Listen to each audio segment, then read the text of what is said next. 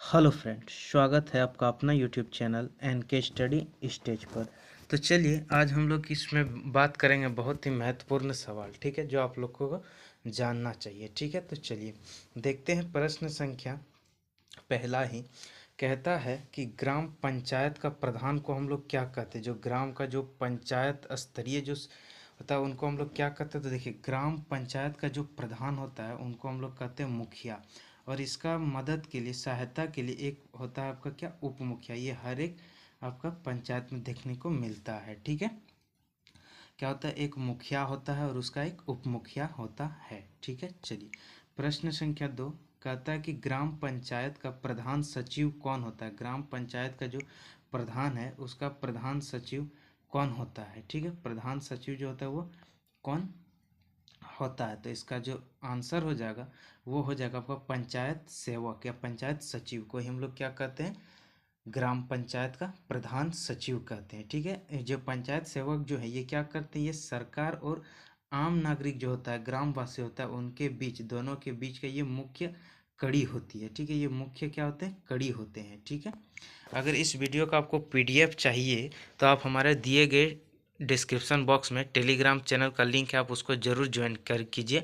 जो इसको free of cost ये पीडीएफ आपको वहाँ पे मिलेगा। ठीक है, और मैंने एक और पीडीएफ 460 प्लस प्रश्न है उसमें, आप लोग उसको लेने के लिए जो व्हाट्सअप नंबर मैंने दिया था, आया इसमें भी दे देंगे व्हाट्सअप नंबर, आप लोग उस पर मैसेज कीजिएगा। डायरेक्ट कॉल वगैरह ना करें, सिर्फ मैसेज करें। ठीक है, आपको वो पीडीएफ मिल जाएगा मात्र 15 रुपये की प्राइस पे। ठीक है, लेकिन ये जो पीडीएफ है ये आपको फ्री ऑफ कॉस्ट रहेगा।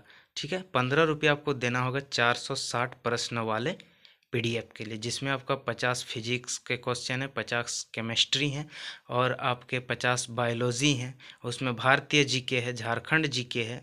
ठीक है, दुमका रिलेटेड प्रश्न है, रीजनिंग का प्रश्न है, हिंदी का और मैथ का प्रश्न सभी उसमें इंक्लूड है टोटल। ठीक है, तो चलिए देखते हैं इसका प्रश्न संख्या 3 कहता है कि झारखंड राज्य में त्रिस्तरीय पंचायती राज की स्थापना किस वर्ष लागू की गई थी या किस वर्ष स्थापित की गई थी त्रिस्तरीय पंचायती राज। ठीक है, तो इसका राइट आंसर हो जाएगा आपका 2001 में। ठीक है, तो देखिए इसमें क्या किया गया है 2001 में, हम आपको दिखाते हैं, जो कि ये काफ़ी इम्पोर्टेंट है।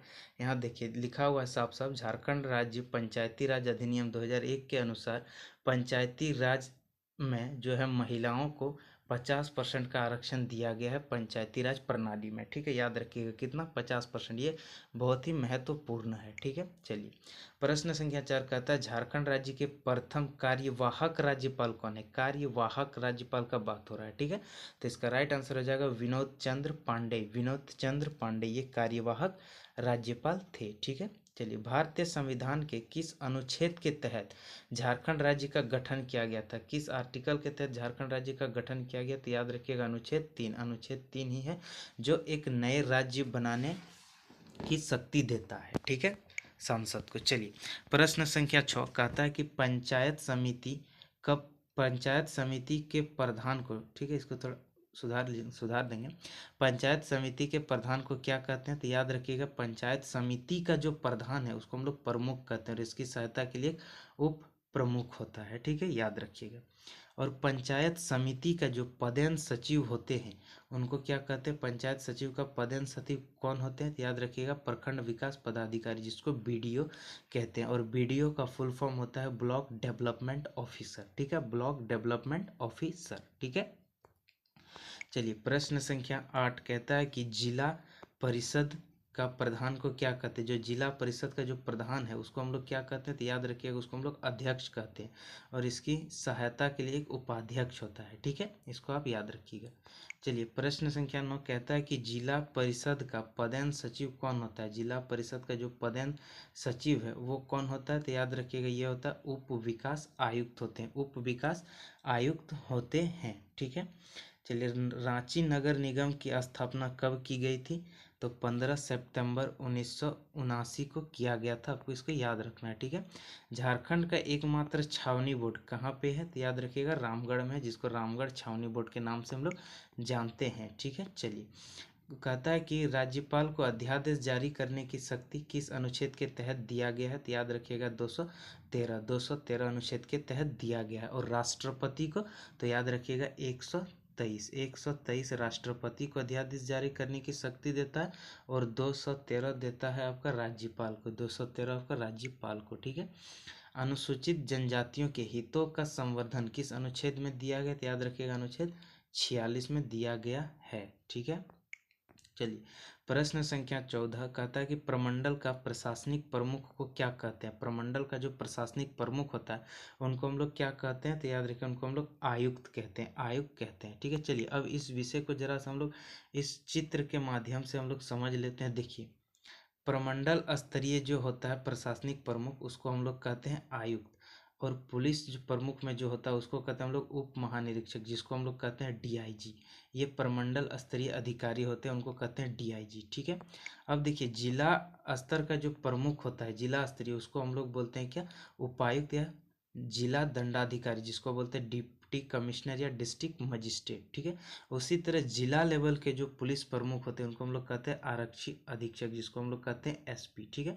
तो आप लोगों को कमेंट सेक्शन में बताना है कि वर्तमान में दुमका जिला के आरक्षी अधीक्षक कौन है, ठीक है। और देखिए अनुमंडल सब डिवीज़न, अनुमंडल लेवल के जो अधिकारी होते हैं, जिला लेवल के जो अनुमंडल के जो अधिकारी होते हैं उनको अनुमंडल पदाधिकारी कहते हैं, अनुमंडल के प्रमुख को। और अनुमंडल के पुलिस प्रमुख को हम लोग डीएसपी या एसडीपीओ कहते हैं, ठीक है। आपको इसको याद रखना है। ठीक उसी तरह से प्रखंड या अंचल जो होते हैं आपका, प्रखंड या अंचल, इसके प्रमुख को कहते हैं हम लोग प्रखंड विकास पदाधिकारी या अंचलाधिकारी, ठीक है, बीडीओ या सीओ को, ठीक है। उसी तरह प्रखंड या अंचल लेवल के प्रमुख को हम लोग जो होता है थाने का जो होता है उसको हम लोग थाना इंचार्ज कहते हैं, याद रखिएगा इस बात को, ठीक है। चलिए प्रश्न संख्या 15 कहता है कि झारखंड राज्य का सर्वाधिक जिला वाला प्रमंडल कौन सा है, तो इसका राइट आंसर हो जाएगा उत्तरी छोटा नागपुर, जहाँ 7 जिले हैं, ठीक है। और आपको कमेंट बॉक्स में बताना है कि संथाल परगना प्रमंडल में कुल कितने जिले हैं, ठीक है।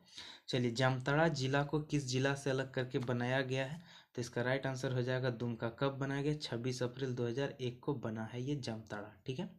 चलिए प्रश्न संख्या 17 कहता है कि झारखंड के प्रथम अशोक चक्र प्राप्तकर्ता का नाम क्या है, तो इसका राइट आंसर हो जाएगा रणधीर वर्मा, रणधीर वर्मा, ठीक है। झारखंड में सबसे पहले हवाई अड्डा का निर्माण किस जिला में और कब किया गया था, तो याद रखिएगा ये रांची में किया गया और ये 1941 ईस्वी में किया गया है, ठीक है। चलिए प्रश्न संख्या 19 कहता है कि संथाल परगना क्षेत्र से कितने प्रतिशत रेशम के उत्पादन किया जाता है, ठीक है। तो याद रखिएगा 26%, 26%, ठीक है। चलिए पूर्वी भारत का सबसे बड़ा उर्वरक कारखाना जो फर्टिलाइजर है उसका कारखाना कहाँ स्थापित किया गया, तो याद रखिएगा ये सिंदरी धनबाद में किया गया, जो भारत का प्रथम उर्वरक कारखाना है। 1951 में इसको बनाया गया था, ये सिंदरी धनबाद में ही खोला गया है, ठीक है। भारत का प्रथम है, ठीक है, और पूर्वी भारत का भी ये प्रथम ही है, याद रखिएगा, ठीक है। चलिए प्रश्न संख्या 21 कहता है कि झारखंड में प्रथम सीमेंट उद्योग की स्थापना कब की गई थी, तो याद रखिएगा 1921 ईस्वी में जपला, पलामू के जपला में किया गया था, ठीक है। और भारत में प्राइम कोकिंग कोल का एकमात्र उत्पादक राज्य कौन सा है भारत में, तो याद रखिएगा इसका राइट आंसर होगा झारखंड, झारखंड, ठीक है। अब देखिए 23, 24 और 25, ठीक है।